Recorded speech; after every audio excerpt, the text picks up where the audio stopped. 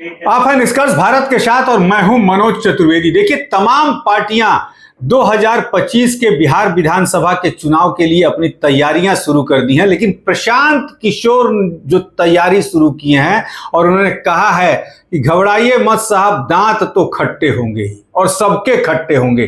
कल किशनगंज पहुंचे हैं प्रशांत किशोर और किशनगंज का जो इलाका है, कटिहार, किशनगंज, पूर्णिया का जो इलाका है वो मुस्लिम बहुल क्षेत्र है और उन्होंने क्या कुछ कहा है ये तो बताएंगे ही, लेकिन उन्होंने इशारा यही कर दिया कि जिसकी जितनी आबादी है बिहार में उसको उस हिसाब से मैं नेतृत्व दूंगा। यानी कि यदि 10% मुसलमान हैं बिहार में तो 220 जो सीटें हैं, 220 जो सीटें हैं उसमें का 10% मुसलमानों को जाएगा।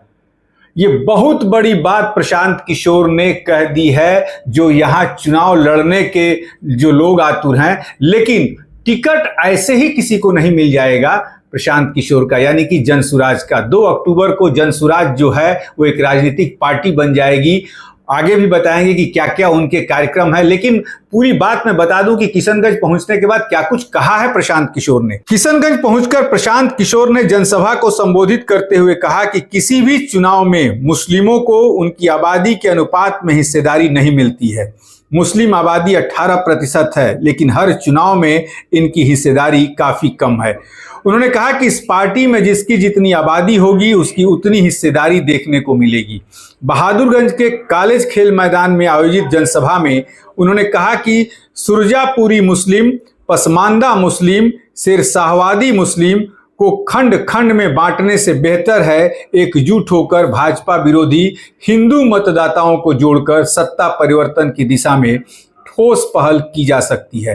भाजपा ने आरएसएस की बदौलत घर घर में प्रवेश किया। जनसंवाद में उन्होंने कहा कि जनसुराज अभियान अब एक राजनीतिक दल के रूप में परिवर्तित होगा। 2 अक्टूबर 2022 से शुरू हुई जनसुराज पदयात्रा 2 अक्टूबर 2024 को एक राजनीतिक पार्टी का स्वरूप लेगी। उन्होंने कहा कि आगामी विधानसभा चुनाव से पूर्व 10,000 लोगों से सर्वे कराकर हर विधानसभा चुनाव में 5 संभावित प्रत्याशियों के नाम घोषित किए जाएंगे।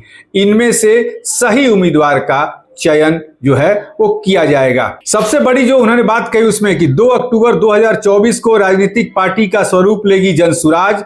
आगामी विधानसभा चुनाव से पूर्व 10,000 लोगों से सर्वे कराया जाएगा और हर विधानसभा चुनाव में 5 संभावित प्रत्याशियों के नाम घोषित किए जाएंगे। यानी कि तैयारी बहुत लंबी चौड़ी प्रशांत किशोर की, और जैसा आप जानते ही हैं प्रशांत किशोर जो है राजनीतिक शतरंज बिछाने के माहिर खिलाड़ी माने जाते हैं।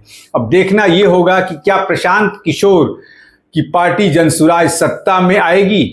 यदि आएगी तो आप हमारे कमेंट बॉक्स में निश्चित तौर पर लिखकर बताएं और हमारे चैनल को सब्सक्राइब करें। फेसबुक पर देख रहे हैं तो उसे फॉलो करें। नमस्कार।